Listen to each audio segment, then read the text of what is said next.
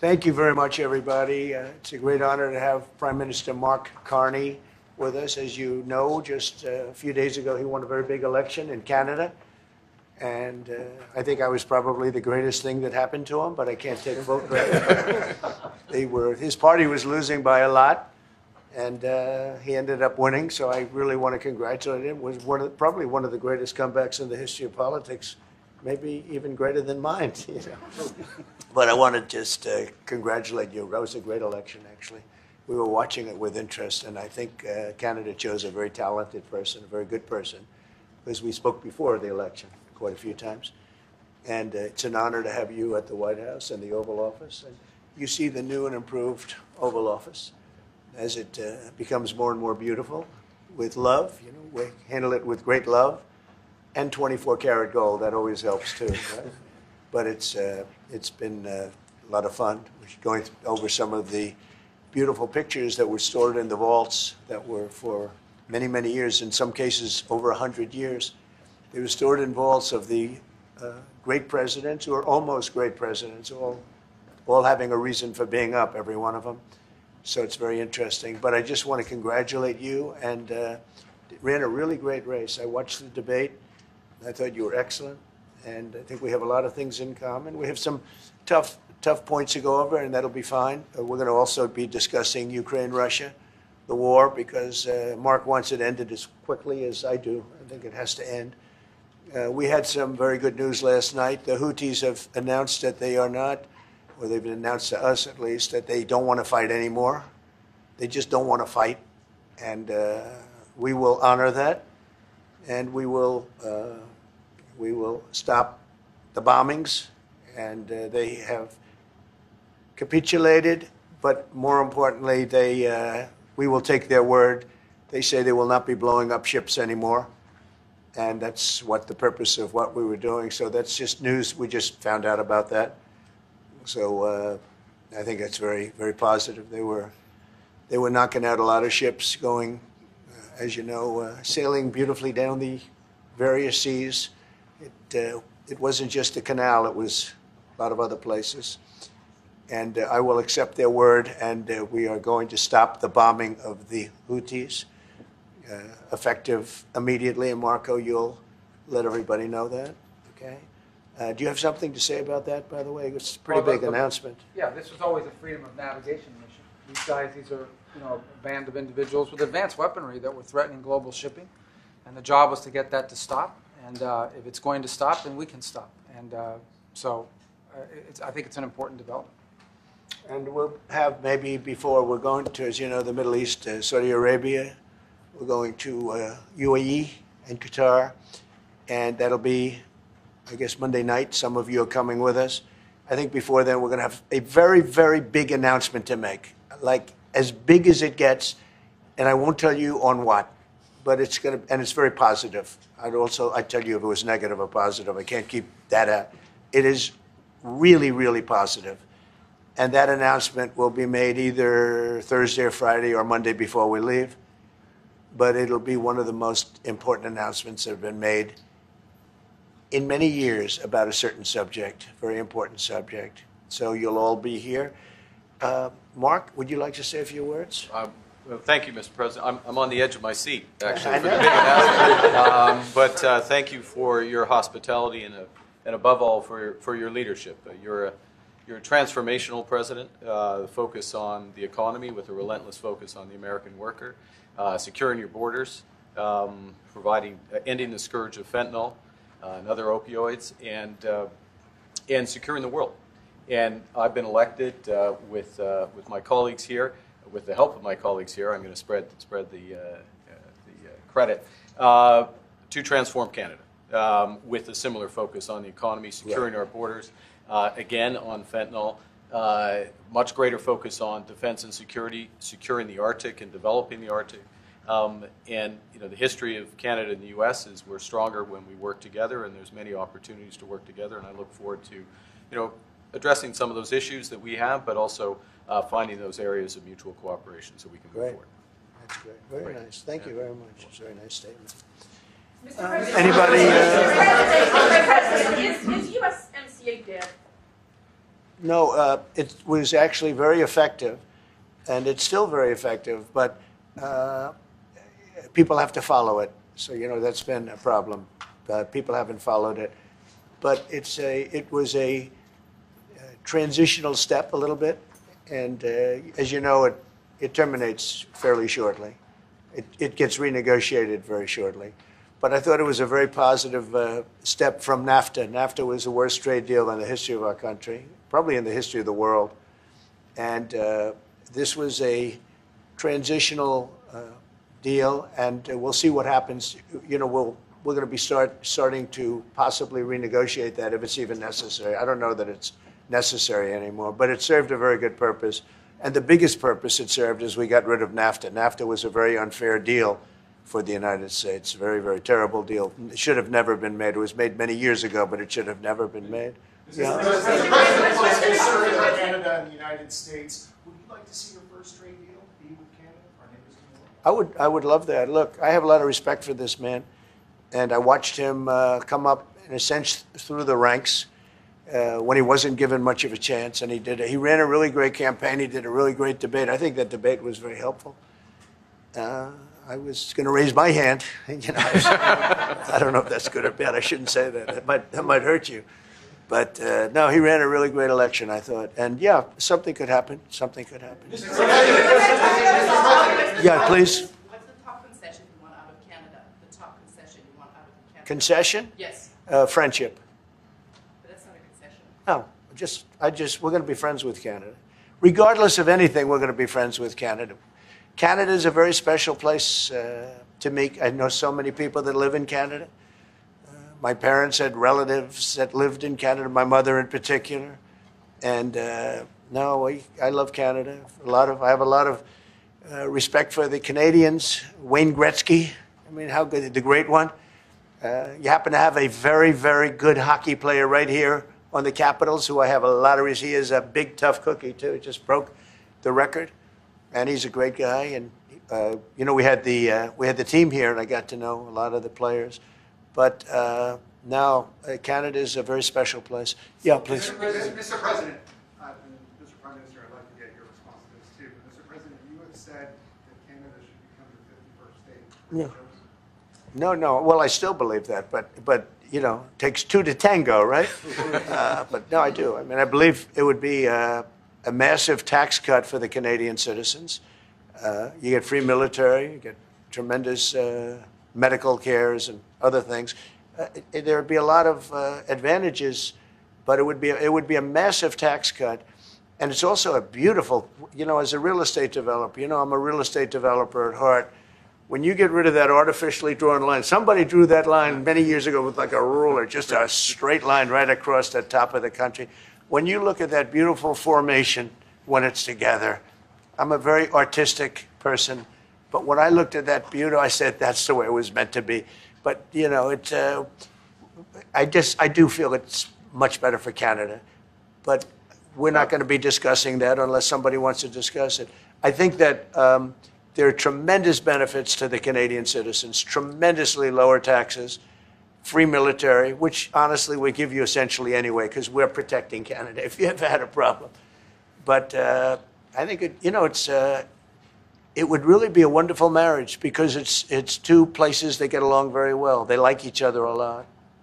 Well, if I may, as you know from real estate, there are some places that are never for sale. That's true. We're sitting in one right now, Buckingham Palace, that you visited as well. That's true. And having met with the owners of Canada over the course of the campaign last several months, it's not for sale, won't be for sale ever. But the opportunity is in the partnership and what we can build together. And we have done that in the past. And part of that, as the President just said, is with respect to our own security. And my government is committed for a step change in our investment in Canadian security and our partnership, and I'll say this as well, that the President has revitalized international security, revitalized NATO, and us playing our full weight in NATO, and that will be part of it. True. And they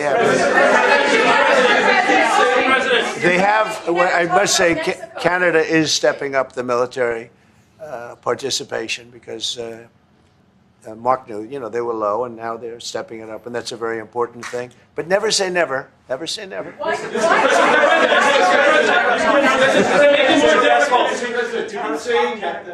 What would it take to get the tariffs off of Canada? Well, we'll be talking about different things. Like, we want to protect our automobile business, and so does Mark. But we want to make the automobiles, and we want to, we have a tremendous abundance of energy, more than any country. We have, just in Alaska alone, Anwar has been reopened now. Anwar is probably the largest find anywhere in the world. They say it's larger than Saudi Arabia. I don't know, but it's a lot. But we have tremendous amounts of energy. Other countries don't. We're both lucky in that way. They have energy. We have energy. We have more than we can ever use and more than we could ever sell, actually. And you have the same thing. So we're two countries that are very lucky. If you look at China, they don't have that. It's a big disadvantage. Other countries, most countries don't have. Most countries don't have that. So Canada and us, we have a lot of advantages over other places. Mr. President, when you consider what Mr. Carney just said, that Canada is not for sale, does this make the discussion a little more difficult to start on? No, not at all. No, not at all. No, time will tell. It's only time. But I say never. I've had many, many things that were not doable, and they ended up being doable, and only doable in a very friendly way. But if it's to everybody's benefit, Canada loves us, and we love Canada. That's, I think, the number one thing that's important. But we'll see. I mean, over time, we'll see what happens. China. I was hoping you can clarify something. Earlier this morning in Capitol Hill, Secretary Bessent said that there had been no negotiations yet with China. You have said something different. They want to meet, and they're doing no business right now. And those ships are turning around in the Pacific Ocean. Big turn. Those are big ships. Those ships take about 10 miles to turn.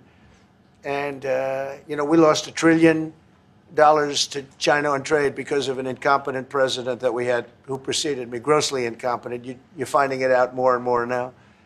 And by not trading, we're losing nothing. So we're saving $1 trillion. It's a lot. But they want to negotiate, and they want to have a meeting, and we'll be meeting with them at the right time. But you haven't met with them yet. I have not met with them, no, of course. You would know if I met. I'd tell you. They want to meet, but, we are right now. Look, they're suffering greatly. Their economy is suffering greatly because they're not doing trade with the U.S. And they made most of their money off the U.S. Don't kid yourself. They don't make the money off other countries like this. And they were making. We had a trade imbalance. We had a deficit, or they had a surplus. Another way of saying it, of more than $1 trillion. Think of it, more than $1 trillion.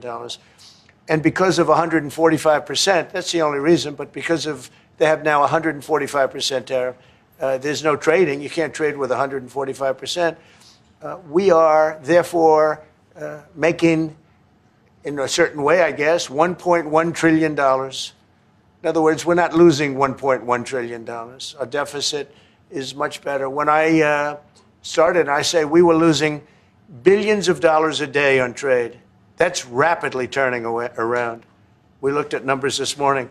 So we were losing, the United States during Biden was losing more than, I won't even give you numbers because they're so embarrassing, but billions of dollars a day on trade. Those numbers are rapidly turning between the tariffs. Don't forget, we're now getting 25% on cars, 25% on aluminum, 25% on steel, and maybe more importantly, massive numbers of companies are moving into the United States. Honda, we have tremendous, the car companies are moving in at levels we've never seen before. The biggest investment ever made in the United States is being made right now. Trillions of dollars. I would say we could be at $9 trillion. You could go back to other presidents. They haven't had $1 trillion for their entire term. Look at Biden. He had bad numbers. People were leaving. They weren't coming in. They were leaving with Biden, and he didn't know the difference. The only thing he knew is people coming in. You know who they were? Illegal immigrants, okay, from prisons, from mental institutions, from all sorts of places that weren't good, from gangs, from Venezuela. They were coming in and they were criminals and murderers. 11,888 people that murdered, and at least half of them murdered more than one person. This is what Biden led into our country. I'm bringing in big companies. We have Apple is investing $500 billion. We have Jensen, as you know, is going to be 500 biggest chip maker, or chip thinker, I call him. He's really a thinker more than a maker. But we also have the maker, Mr. Wei. I get to know them all in the last, it was a cram course. But they're all moving into America because of the tariffs. And I don't think people have appreciated it. Some people do. Some of the smart people do. So we have more money coming in. It's really an amazing thing. We have more money being invested in the United States now than at any time ever before in our history, and it's not even close. And I think the real number could be 9 or 10 trillion. We don't know everybody that's doing it. We have many. I just heard about a plant that's being built right now, a very, very top-of-the-line company, and they didn't come to the White House. They're just doing it because they're making it because if they build here, there are no tariffs. And this is the big market. This is the market. That sets us apart from it. This is the market where everyone wants to be. Now, if I didn't come here and do this, all of a sudden we wouldn't be the market where everyone wants to be. So we're able to do it in time. But we're going to have a great announcement. And I'm not necessarily saying it's on trade. Going to the beginning, we're going to have a great announcement over the next few days, an announcement that will be so incredible, so positive. And I'm not saying, I don't want you to think it's necessarily on trade. Just to finish, we also have a situation, because everyone says, when are you going to sign deals? We don't have to sign deals. We could sign 25 deals right now, Howard, if we wanted. We don't have to sign deals. They have to sign deals with us. They want a piece of our market. We don't want a piece of their market. We don't care about their market. They want a piece of our market. So we can just sit down, and I'll do this at some point over the next 2 weeks, and I'll sit with Howard and Scott and with our great vice president, who has done a really good job. We have some good news to report on a lot of fronts. But JD will be there, and Marco, and we're going to sit down, and we're going to put very fair numbers down, and we're going to say, here's what this country, what we want, and congratulations, we have a deal. And they'll either say, great, and they'll start shopping, or they'll say, not good, we're not going to do it. I said, that's okay, you don't have to shop. Now, we may think, well, they have a right, that maybe we were a little bit wrong, so we'll adjust it. And then you people will say, oh, it's so chaotic. No, we're flexible. But we'll sit down, and we'll, at some point, in some cases, we'll sign some deals. It's much less important than what I'm talking about. For the most part, we're just going to put down a number and say, this is what you're going to pay to shop. And it's going to be a very fair number. It'll be a low number. We're not looking to hurt countries. We want to help countries. We want to be friendly with countries. But you keep writing about deals. When are we going to sign? When? It's very simple. We're going to say, in some cases, we want you to open up your country. In some cases, we want you to drop your tariffs. I mean, India, as an example, has one of the highest tariffs in the world. We're not going to put up with that. And they've agreed already to drop it. They'll drop it to nothing. They've already agreed. They would have never done that for anybody else but me. So we're going to put down some numbers, and we're going to say our country is open for business. And they're going to come in, and they're going to pay for the privilege of being able to shop in the United States of America. It's very simple. It's very simple. So I wish they'd keep, stop asking, how many deals are you signing this week? Because one day we'll come and we'll give you 100 deals. And they don't have to sign. All they have to do is say, oh, we'll start sending our ships right now to pick up whatever we want or to bring whatever we want. It's very, very simple. And I think my people haven't made it clear. We will sign some deals, but much bigger than that is we're going to put down the price that people are going to have to pay to shop in the United States. Think of us as a super luxury store, a store that has the goods. You're going to come and you're going to pay a price, and we're going to give you a very good price. We're going to make very good deals. And in some cases, we'll adjust. But that's where it is. And we've been ripped off by everybody for 50 years, and we're just not going to do that anymore. We can't do that. And we can't let any country do that to us. We're just not going to do it anymore. Can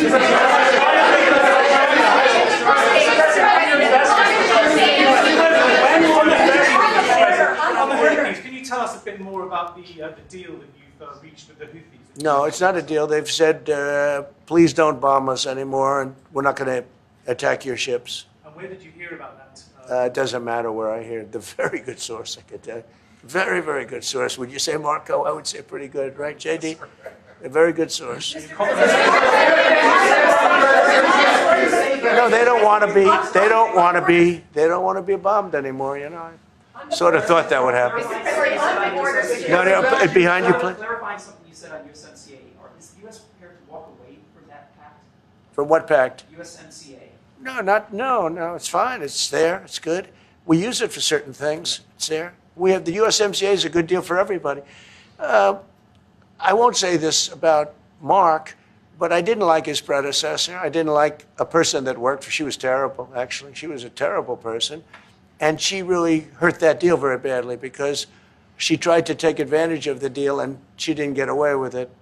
You know who I'm talking about.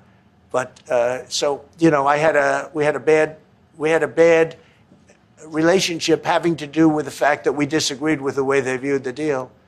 And we ended it. You know, we ended that relationship pretty much. The USMCA is great for all countries. It's good for all countries. We do have a negotiation coming up over the next year or so to adjust it or terminate it. Mr. President, I'll say a word on USMCA if I may, Mr. President. It is a basis for a broader negotiation. Some things about it are going to have to change. And part of the way you've conducted these tariffs has taken advantage of existing aspects of USMCA. So it's going to have to change.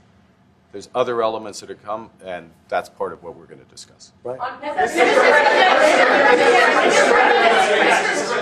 During the campaign, Prime Minister Carney talked about the American betrayal. How do you react if Canada decided not to shop in the American store as much as before and decided to partner with other countries? Well, we don't do much business with Canada from our standpoint. They do a lot of business with us. We're at like 4%.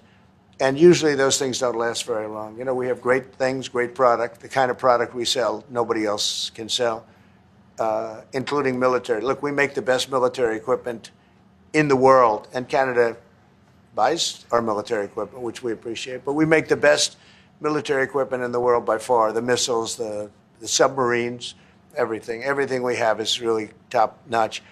I rebuilt our military during our last term. Stupidly, we gave some away to Afghanistan, which shouldn't have happened. But that was, I think it was the most embarrassing moment in the history of our country. It was just very incompetent people. But if you look, the man that's now the head of our Joint Chiefs, he led the attack on ISIS for me. That's why he's the head of the Joint Chiefs.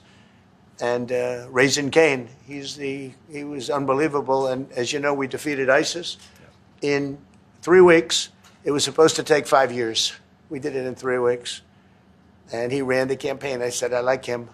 But I knew him before. I went to Iraq, and we agreed to a plan, and that was the plan. And as you know, we did it in record time. So we have the best equipment in the world. We have the best, a lot of things. And but Canada, it does a lot more business with us than we do with Canada. Yeah. Mr. President, and your investments, Mr. President, when do you think the investments that you've announced, the trillions, will finally hit economic data this year? When you're saying about the tariffs? No, about the investments that you've announced. Oh, it's hitting right now. Look, they're already starting AI plants. These are not people that look for financing. That's a good thing. You know, in real estate, you get a site, then you have to look for financing, you have to get your zoning, 5 years later you start building, you get a bank, then the bank's no good. And these people have massive amounts of cash. The CHIPS Act was a ridiculous thing because that doesn't get them to build. All we did is hand very wealthy companies money. The CHIPS Act that was done by Biden. Billions, we give them billions of dollars. They don't even have to do anything with it.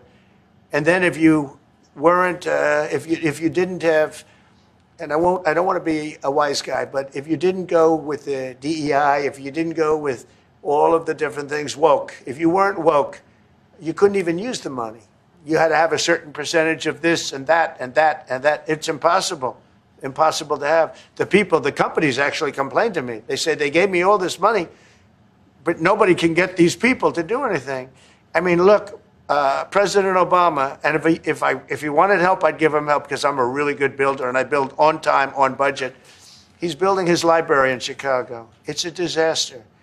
And he said something to the effect, I only want DEI, I only want woke. He wants woke people to build it. Well, he got woke people, and they have massive cost overruns. The job is stopped. I don't know. It's a disaster. And I don't like that happening because I think it's bad for the presidency that a thing like that should happen. He's got a library that's a disaster. And he wanted to be very politically correct, and he didn't use good, hard, tough, mean construction workers that I love, Marco. I love those construction workers.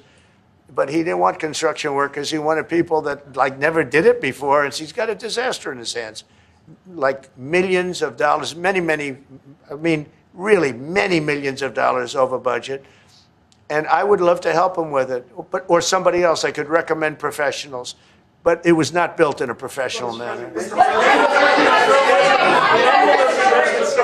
By the way, nor was in California a little train going from San Francisco to Los Angeles that's being run by Gavin Newsom, the governor of California. Did you ever hear of Gavin Newsom?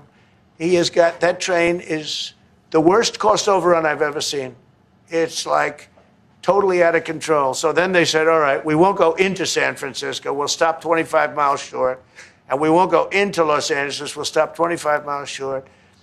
It's hundreds of billions of dollars for this stupid project that should have never been built. And then they realized that it would have been a lot less costly if we just gave limousine service back and forth and gave it free. They would have saved hundreds of billions of dollars. They have airplanes that go there for one 1/100th the cost. And they have cars. They have a thing called the highway that goes back and forth. That's not fully utilized. And they got involved with this project. And Gavin, you know, I always liked Gavin. I had a good relationship with him. I just got him a lot of water. You know, I sent in people to open up that water because he refused to do it. And we just got him a lot of water. If they would have had that water, and if they would have done what I said to do, they wouldn't have had the fires in Los Angeles. Those fires would have been put out very quickly.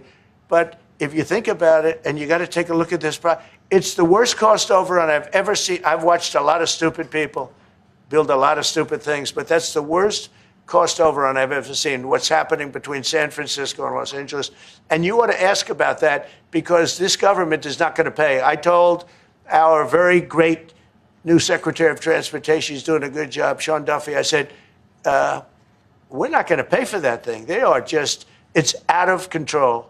This is something that you don't have things like this. It's not even conceivable. Like 30 times over budget, 30 times. It's the craziest thing and now it's hundreds of, it was supposed to be a simple train. And I think the media should take a look at it. And I'd love him to run for president on the other side. You know, I'd love to see that. But I don't think he's going to be running because that one project alone, well, that and the fires and a lot of other things, pretty much put him out of the race. Mr. President, what changes would you like to see to the USMCA? Or what changes would you like to make? We're going to work on some subtle changes, maybe. I don't even know if we're going to be dealing with USMCA. We're dealing more with concepts right now. Look, right now, we're doing trade. We have trade. They're paying a tariff on cars and steel and aluminum. And I think we have a baseline of 10% or something like that for the tariffs. But we're getting along very well. Right now, going no further, but we have an agreement. We did something with even parts. You want to discuss that, Howard, with respect to Canada, which helps Canada out? Sure. So we've made an arrangement with the car companies that 15% of their USMCA parts are included, and then 15% of foreign parts from the manufactured suggested retail price are not tariffed to help domestic manufacturing really thrive. So it gave them a chance to be able to build their car parts factories if they're going to. A lot of these companies already have factories, and what they have to do is just fill them out. But they're able to build them in the United States, so we gave them a pretty substantial period of time. Just to clarify, Mr. President, is there anything the Prime Minister can say to you today to change your mind on tariffing Canada? Tariffing cars? Tariffing Canada. Is there anything he could say to you in the course of your meetings with him today that would get you to lift tariffs on Canada? No, Why not? just the way it is. What's your 51st date? Yeah. If Canadians don't want it, would you respect that? Sure, I would. But this is not necessarily a one-day deal. This is over a period of time they have to make that decision. Yes, go ahead. Yeah, if I may. If respectfully, Canadians' view on this is not going to change on the 51st state. Secondly, we are the largest client of the United States in the totality of all the goods. So we are the largest client of the United States. We have a tremendous auto sector between the two of us, and the changes that made have been helpful. 50% of a car that comes from Canada is American. That's not like anywhere else in the world. And to your question about is there one thing? No, this is a bigger discussion. There are much bigger forces involved, and this will take some time and some discussions, and that's why we're here, to have those discussions, and that is represented by who's sitting around the table. See, the conflict is, and this is very friendly. We're not. This is not going to be like we had another little blow up with somebody else. That was a much different. This is a very friendly conversation, but we want to make our own cars. We don't really want cars from Canada, and we put tariffs on cars from Canada, and at a certain point, it won't make economic sense for Canada to build those cars. And we don't want steel from Canada because we're making our own steel, and we're having massive steel plants being built right now as we speak. We really don't want Canadian steel, and we don't want Canadian aluminum and various other things because we want to be able to do it ourselves. And we, because of past thinking of people, we have a tremendous deficit with Canada. In other words, they have a surplus with us. And there's no reason for us to be subsidizing Canada. Canada's a place that will have to be able to take care of itself economically. I assume they can. I will tell you that Trudeau, when I spoke to him, I used to call him Governor Trudeau. I think that probably didn't help his election. But when I spoke to him, I said, so why are we taking your cars? Why are we taking we want to make them ourselves. I mean, I said, and if the price of your cars went up, or if we put a tariff on your cars of 25%, what would that mean to you? He said, that would mean the end of Canada. He actually said that to me. And I said, that's a strange answer, but I understand his answer. But no, I mean, it's hard to justify subsidizing Canada to the tune of maybe $200 billion a year. We protect Canada militarily, and we always will. We're going to, that's not a money thing. But we always will. But, it's not fair. But why are we subsidizing Canada $200 billion a year, or whatever the number might be? It's a very substantial number. And it's hard for the American taxpayer to say, gee whiz, we love doing that. Thank you very much. We're going to have a very substantial. Thank you.